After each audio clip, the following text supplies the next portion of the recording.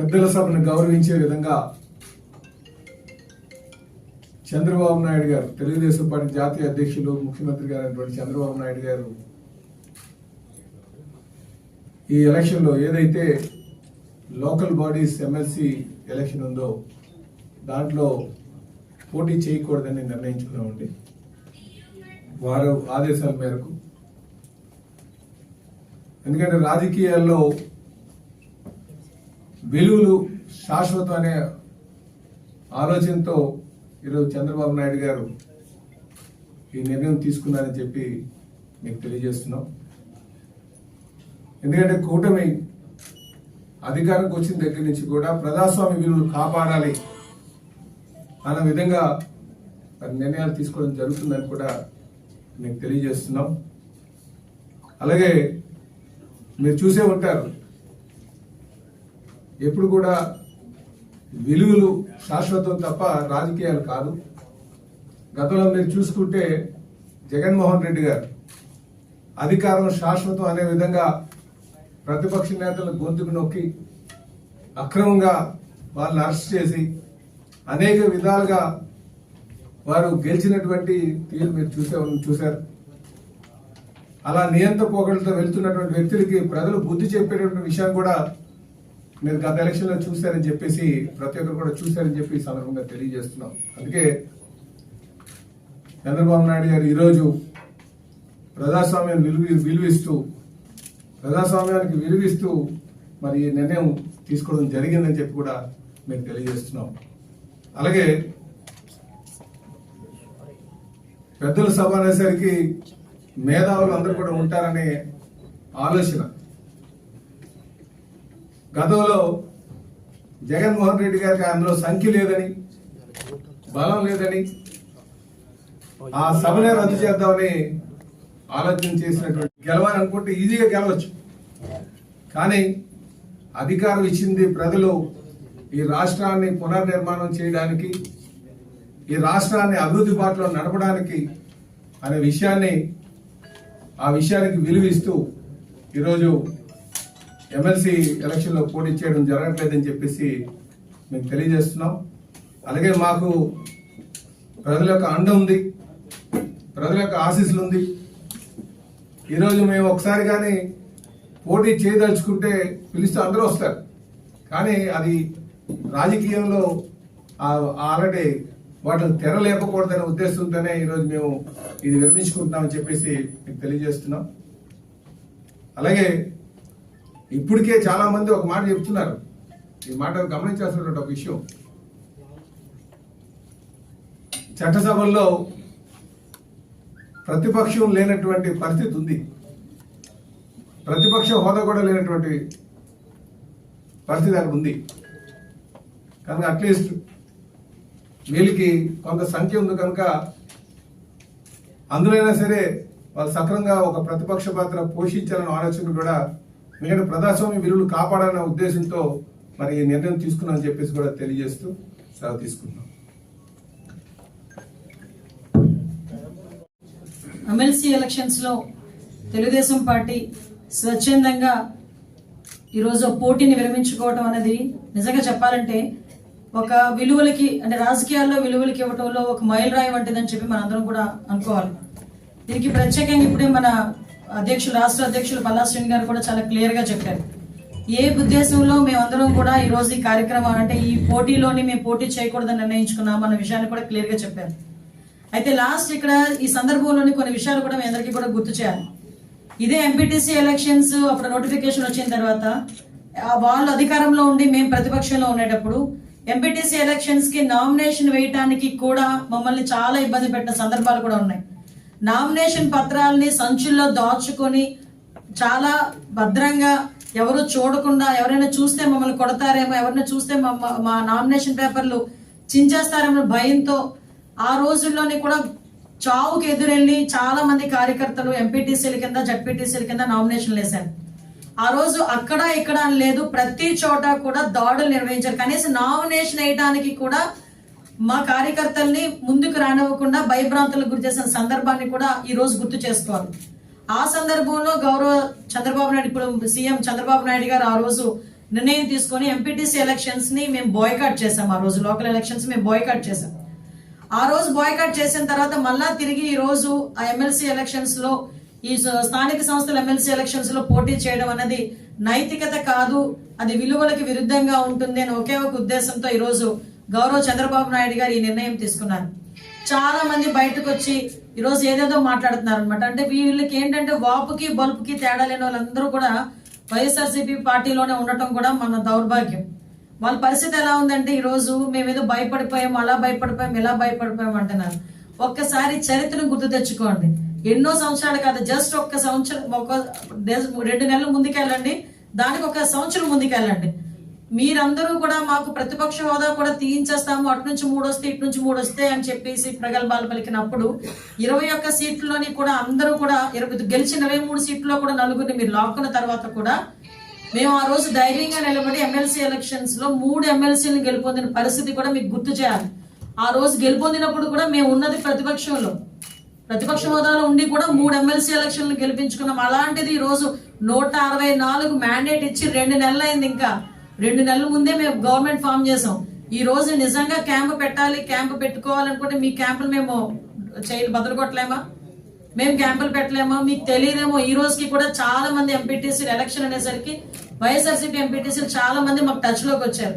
కానీ ఈ రోజు గెలాలనుకుని మేము నిర్ణయించుకుంటే గనక చాలా ఈజీగా మంచి మెజార్టీతో గెలిచే పరిస్థితి మాకుంది. కానీ ఈ రోజు విలువలతో కూడా రాజకీయాలు చేయాలని విలువలు కలిగిన నాయకుడు, విలువలు కలిగిన పార్టీలు అందరం కలిసి ఈ రోజు నిర్ణయం తీసుకున్నాం ఈ రోజు. కాబట్టి దయచేసి ఏం చెప్తున్నాం అంటే ఈ రోజు ఇదేదో మేము బ్యాక్ స్టెప్, ఇది బ్యాక్ స్టెప్ కాదు, ఆగామంతే.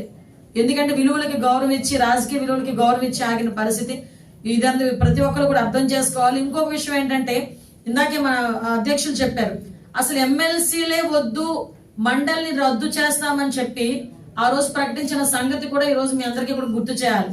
మరి ఎమ్మెల్సీలే వద్దు, ఎమ్మెల్సీలను రద్దు చేయాలి, మండలిని రద్దు చేయాలని చెప్పిన పెద్ద మనిషి ఈ రోజు ఎమ్మెల్సీ ఎలక్షన్ కి ఎలాగ ఏ మొహం పెట్టుకుని నామినేషన్ వేయించారో మాకైతే అర్థం కాలేదు.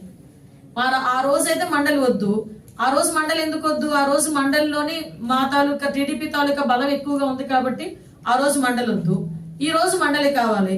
ఎందుకంటే ఈ రోజు అసెంబ్లీలో వాళ్ళకి బలం లేదు కాబట్టి ఎటువంటి పరిస్థితుల్లోనైనా మండలిలో కూర్చోబెట్టి ఇబ్బంది పెడదామని ఉద్దేశం. కానీ ఒకటి, వాళ్ళు ఎన్ని ఇబ్బందులు పెట్టినా కూడా మేము బిల్లు ఎలా పాస్ చేసుకోవాలో, ప్రజలకు ఎలా మంచి చేయాలో మా అందరికీ కూడా తెలుసు. కాబట్టి ఇలాంటి ప్రయత్నాలు మానాలి. ఇంకొకటి కూడా దయచేసి కోరుకుంటున్నా, సందర్భం కాకపోయినా చెప్పాలి. ఎందుకంటే ఎమ్మెల్సీలు అనేసరికి పెద్దల సభ, గౌరవ సభ, అలాంటి పెద్దల సభకి పెద్ద మనసు ఉన్న వాళ్ళు, అదే విధంగా కొంచెం వ్యక్తిత్వం ఉన్న వాళ్ళని పంపించాలి.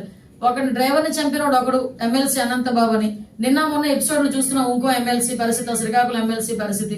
అంటే ఇలాంటి వాళ్ళందరినీ కూడా ఆ సభలకి పంపించి, పెద్దల సభకు పంపించి పెద్దల సభ తాలూకా గౌరవాన్ని కూడా కించపరిచే విధంగా చేస్తున్న జగన్మోహన్ రెడ్డికి ఒక్కసారి ఆలోచించుకోవాల్సిందిగా ఒకసారి మేమందరం కూడా కోరుకుంటున్నాం. చెప్తున్నానంటే 986 మంది జగన్మోహన్ రెడ్డికి సీఎం గా ఉండేటప్పుడు అతనికి భద్రత కల్పించారు. దానికి ఒక స్పెషల్ ఫోర్స్ ని ఏర్పాటు చేసుకుని ఆయన 986 మందిని ఆయనకి రిక్రూట్ చేసుకున్నారు. 986 మందికి నెలకయ్యే ఖర్చు దగ్గర 5.87 కోట్లు, అంటే 6 కోట్లు దగ్గర. అంటే 986 మంది అతను కనుక కాపలా కాస్తే నెలకి అయ్యే ఖర్చు 6 కోట్లు. అయినా కూడా ఆ రోజు స్పెషల్ ఫోర్స్ పెట్టుకుని ఆయన చేసుకున్నాడు. అప్పుడు ఆయన సీఎం గా ఉన్నాడు. ఆయన స్పెషల్ సెక్యూరిటీ ఫోర్స్ ని ఏర్పాటు చేసుకున్నాడు. అక్కడ ఇంత డబ్బులు ఖర్చు పెట్టి 5 సంవత్సరాలు ఎన్ని కోట్లు అయిందో మీరే లెక్క పెట్టుకోండి. నెలకి 6 కోట్లు. దాన్ని బట్టి మీరు అర్థం చేసుకుని ఎన్ని వందల కోట్లు అయిందో మీరే అర్థం చేసుకోవాలి. ఈ రోజు జగన్మోహన్ రెడ్డి ఒక మాజీ సీఎం మాత్రమే. అతనికి ప్రతిపక్ష హోదా లేదు, ప్రతిపక్ష నాయకుడు కాదు. ఆయన కేవలం పులివెందల ఎమ్మెల్యే. అదే విధంగా ఆయన ఏమి మంత్రి కూడా కాదు. ఓకే, ఈ రోజు హోమ్ మినిస్టర్ గా ఉన్న నాకు Y+ ఇస్తారు. ఆయన కేవలం పులివెందల ఎమ్మెల్యేగా ఉన్న ఆయనకి కేవలం ఎక్స్ సీఎం అని ఒకే ఒక కారణంతో Z+ ఇచ్చారు. ఈ రోజు ఒకసారి ఆలోచన చేసుకుంటే జగన్మోహన్ రెడ్డి కూడా ఒక ఎమ్మెల్యేనే. ఆయనకి ఇవ్వాలనుకుంటే 1+1 ఇవ్వాలి. కానీ ఎక్స్ సీఎం హోదాలో ఉన్నారు కాబట్టి ఈ రోజు 58 మంది పనిచేస్తున్నారు. ఆ 58 మందికి నెలకి 30 లక్షల రూపాయలు ఖర్చు అవుతుంది గవర్నమెంట్ కి. ఈరోజు Z+ సెక్యూరిటీ మేము ఇస్తున్నాము. అందులో ఎక్కడా కూడా ఎటువంటి సందేహం లేదు. At the same time Ambati Rambabu మొన్న బయటకు వచ్చి దేవాంశకి 3+3 న్యూస్ వచ్చాడు. దేవాంశకి ఇచ్చారో లేదు. మీకు ఒక విషయం చెప్పనా, ఈ రోజుకి కూడా కూటమి ప్రభుత్వం విలువలకి గౌరవం ఇచ్చి భారతీరెడ్డికి 2+2 సెక్యూరిటీ, విజయమ్మ గారికి 2019లో ఆయన సీఎంగా ఉండేటప్పుడే 1+1 సెక్యూరిటీ ఇచ్చారు. కానీ ఈ రోజు కూటమి ప్రభుత్వం విజయమ్మ గారికి కూడా 2+2 సెక్యూరిటీ. ఇంకొక విషయం, ఇవన్నీ కూడా కూటమి ప్రభుత్వం ఇచ్చినవి. ఒకసారి సెక్యూరిటీ విషయంలో కూటమి ప్రభుత్వం ఏ రకంగా చేస్తుంది, ప్రతిపక్షాల వాళ్ళకి ఎలా గౌరవిస్తుంది అన్నది మీరు ఇక్కడ గుర్తు పెట్టుకోవాలి. ఈ రోజుకి కూడా మీరు 2019లో బ్రాహ్మణి గారికి, అదేవిధంగా దేవాంశ్ బాబుకి, భువనేశ్వరి గారికి ఇమ్మీడియట్ గా డ్రాప్ చేశారు భద్రతని. 2019 వాళ్ళు గవర్నమెంట్ వచ్చిన వెంటనే మళ్ళా తిరిగి ఈ రోజు మాట్లాడుతున్నారు. ఈ రోజు వరకు మీకు నమ్ముతారా, కూటమి ప్రభుత్వం వచ్చిన తర్వాత ఒక మంత్రి భార్యగా ఆయన ఓడికి కానీ, కొడుకుగా అతనికి బాబుకి కానీ, బోనమ్మకి కూడా ఈ రోజు వరకు సెక్యూరిటీ తీసుకోలేదు. వాళ్ళు ఈ రోజు వరకు సెక్యూరిటీ ప్రొవైడ్ చేయలే. అంటే ఒకసారి ఆలోచన చేసుకోండి, ఈ రోజు గవర్నమెంట్ ఏ రకంగా పనిచేస్తుంది అన్నది కూడా అర్థం అవుతుంది. దీనికి 986 మందికి కోర్టుకి వెళ్ళి కూర్చున్నాడు. As per norms, as per instructions మేమందరూ కూడా గవర్నమెంట్ ఏ రకంగా చేయాలో ఆ రకంగా మేము చేస్తాం. కాబట్టి ఇందులో ఆయన రాజకీయ లబ్ధి గురించి మాట్లాడేదే తప్పించి అంతకు మించి వేరేదేమీ కాదు. 986 మందిని పెట్టుకొని ప్రజల్ని భయభ్రాంతులు చేశారు తప్పించి ఆయన మీద ఏ కక్ష ఉందో, మరి ఆయన మీద ఎవరికి ఏ కక్ష ఉందో అయితే నాకైతే అర్థం కావట్లేదు. కోడికత్తి కేసు మెన్షన్ చేశారు కదా కోర్టులో. కోడికత్తి కేసు ఆయన చేయించుకున్నదన్న సంగతి ప్రపంచానికి అందరికీ తెలుసు. ఆ కోడికత్తి కేసులో నిజంగా ఆయన గనక లేకపోతే ఈ కోడికత్తి కేసులో 5 సంవత్సరాలు ఎందుకు ఒక్కరోజు కూడా కోర్టుకు వెళ్ళిన పరిస్థితి రాలేదు? నిజంగా అధికార సీఎం స్థాయిలో వచ్చిన తర్వాత కోడికత్తి ఎవరైనా హత్యాప్రయత్నం చేస్తే నూరుకుంటామా? సాధారణంగా ఒక వార్డు మెంబర్ నెగ్గితేనే, ఎవడైనా కొట్టాడు, ఎవడైనా మోసం చేశాడంటే వార్డు మెంబర్ గెలిస్తేనే ఆ తాట తీయాలని, ఆడికి ఏదో శిక్ష పడాలని, ఆడికి జైలుకి వెళ్ళాలని ఏదో రకంగా ఆలోచిస్తాం. అటువంటిది సీఎం స్థాయిలో కూర్చున్నాడు, ఆయన మీద హత్యా ప్రయత్నం జరిగిందని ఆ రోజు ప్రచారం చేసుకున్న తర్వాత ఆ కోడికత్తి సీన్ విషయంలో, కోడికత్తి కేసు విషయంలో ఎందుకు పురోగతి సాధించలే? 5 సంవత్సరాలు ఎందుకు కోర్టుకు వెళ్ళలేకపోయాడు? ఒకసారి ఆలోచన చేయండి. గులకరాయి ఇది ఏం జరిగిందో మనందరికీ తెలుసు. అప్పటికప్పుడు ప్లాస్టర్ ఎలా వచ్చిందో, ప్లాస్టర్ కింద ఏ దెబ్బ ఉందో, ఎన్ని కుట్లు పడినాయో అందరికీ తెలిసిందే. సో నేనేమంటానంటే గవర్నమెంట్ ని ఏదో రకంగా ఇరకాటంలో పెట్టాలి, గవర్నమెంట్ ని ఏదో రకంగా ఇబ్బంది పెట్టాలి అన్న ఒకే ఒక ఉద్దేశం తప్పించి ఇందులో వాస్తవాలు అయితే ఏమీ లేవు. ఇది క్లియర్ కట్ గా జనాలకి తెలియాలి కాబట్టి చెప్తాను, అతనికి సమాధానం చెప్పడానికి కాదు. ఎందుకంటే ఏదో ఒక సందర్భంలో ప్రజలకు తెలియాలి. ఒక ఎమ్మెల్యేకి ఇవ్వాల్సిన 1+1 సెక్యూరిటీ కాకుండా ఎక్స్ సీఎం గా ఆయనకి ఇవ్వాల్సిన సెక్యూరిటీ 58 మందితో ఇస్తున్నాం ఈరోజు. అది పరిస్థితి. ఒకసారి మీరే ఆలోచన చేసుకోవాలి, కూడా ప్రజలు కూడా ఆలోచన చేసుకోవాలి. ఫోర్స్ ఏర్పాటు చేసుకుని ఇంచుమించుగా చెప్పాలంటే కొన్ని 100 కోట్లు ప్రజాధనాన్ని దుర్వినియోగం చేశారు. మళ్ళా తిరిగి ఆ 980 మంది ఏ రకంగా వస్తారు? ఒకసారి ఆలోచన చేసుకోండి. 986 మంది సెక్యూరిటీ మళ్ళీ ఎలా వస్తారు? ఆయన ఒక ఎక్స్ సీఎం మాత్రమే, ప్రతిపక్ష హోదా, క్యాబినెట్ ర్యాంక్ కూడా లేదా ఆయనకి. క్యాబినెట్ ర్యాంక్ ఉన్న, ఇప్పుడు హోమ్ మినిస్టర్ గా ఉన్న నాకు Y+ ఇస్తారు, ఆయనకి కానీ మేము Z+ ఇచ్చున్నాం. జగన్మోహన్ రెడ్డికి ఈరోజు Z+ సెక్యూరిటీ కేవలం పులివెందుల ఎమ్మెల్యేకి. దేనికి? చంద్రబాబు నాయుడు గారి దయతో ఎక్స్ సీఎం కాబట్టి గౌరవం ఇవ్వాలనే ఉద్దేశంతో ఈరోజు ఇచ్చున్నాం. అది విషయం.